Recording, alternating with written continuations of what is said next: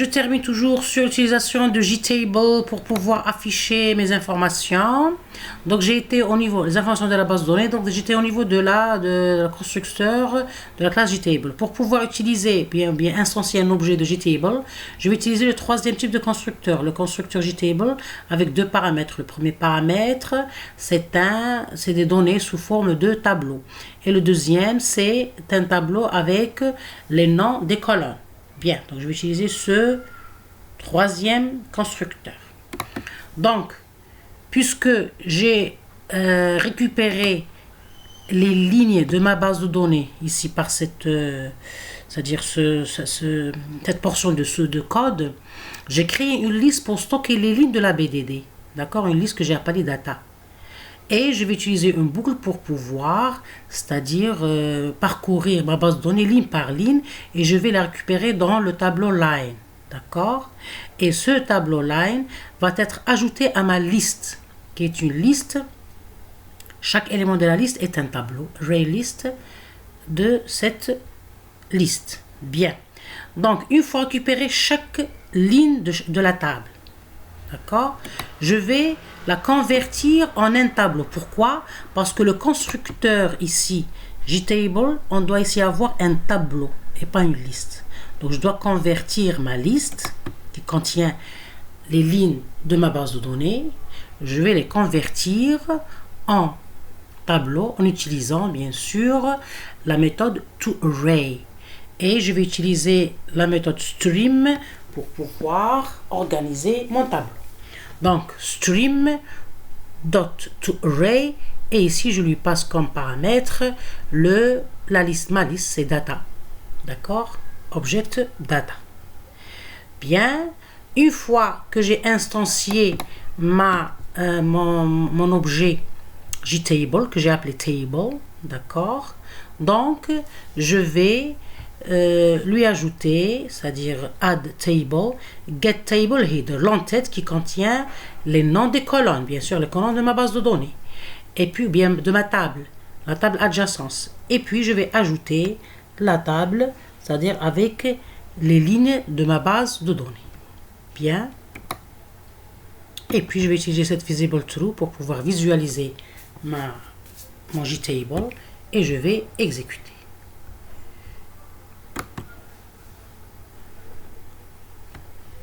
Bien, donc on remarque ici qu'il m'a créé ma fenêtre avec son titre visualiser un graphe, et j'ai instancié deux boutons, un bouton pour visualiser et un bouton pour tracer. Donc si je vais cliquer sur le bouton visualiser, j'ai utilisé un lister au niveau du bouton B1. Donc on remarque ici qu'il me liste en utilisant, c'est-à-dire en instanciant un objet JTable, il m'a créé, il m'a listé les données de ma table adjacence de la base de données graph. D'accord? Bien. Donc, on remarque ici qu'on peut toujours parcourir notre base de données. D'accord? Donc, on a la première colonne, c'est la colonne clé qui contient, c'est-à-dire c'est la clé de ma base de données, la clé primaire.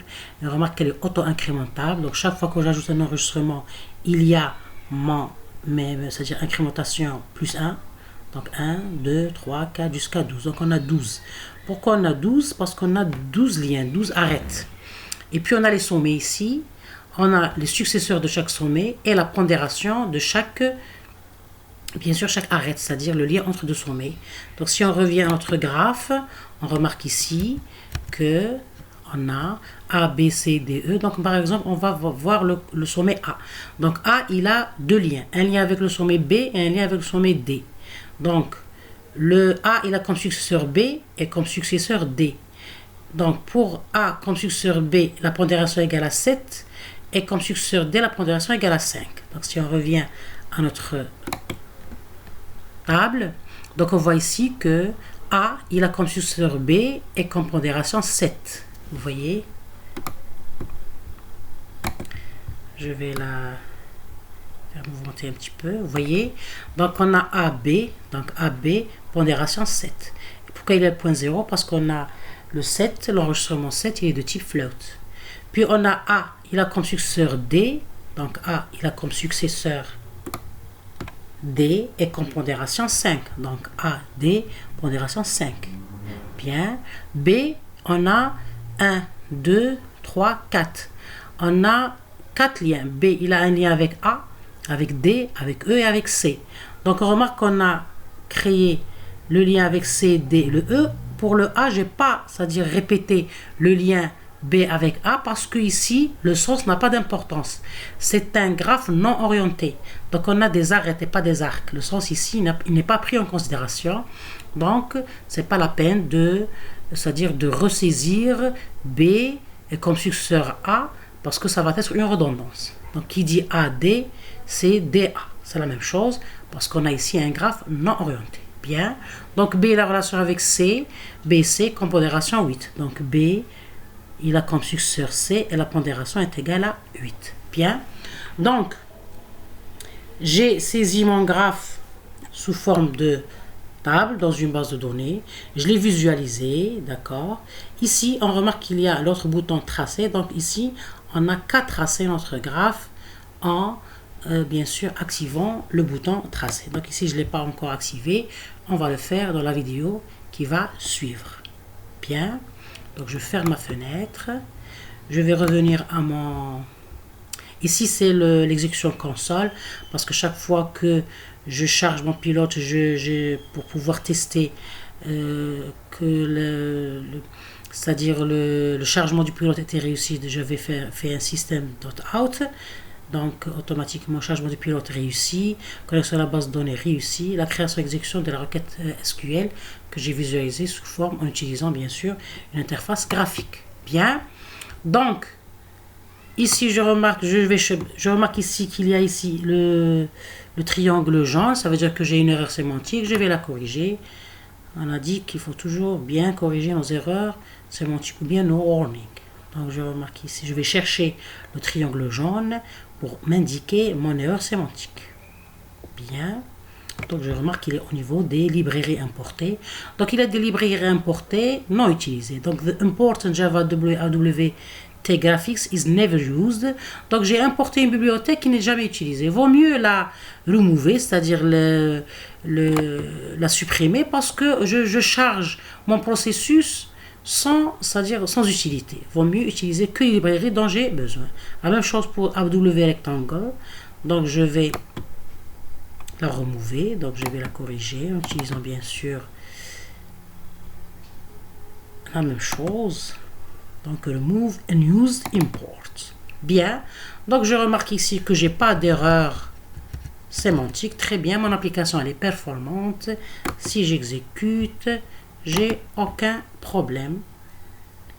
Aucune warning. Visualisé. Très bien. Donc, on remarque ici, il n'y a pas de warning. Il n'y a pas de triangle jaune. Je dis toujours qu'il faut corriger une warning. Malgré que ça s'exécute, mais le warning, ça va, c'est-à-dire mener à des erreurs de tout type. Bien. Maintenant, on peut toujours jouer sur les couleurs pour pouvoir, c'est-à-dire sur le plan esthétique, pour pouvoir, c'est-à-dire colorer notre JTable. Donc, j'ai utilisé ici, c'est-à-dire des couleurs pour parcourir les lignes et aussi activer chaque cellule. Donc, en utilisant set grid color, set background, table set background, c'est-à-dire l'arrière-plan de JTable.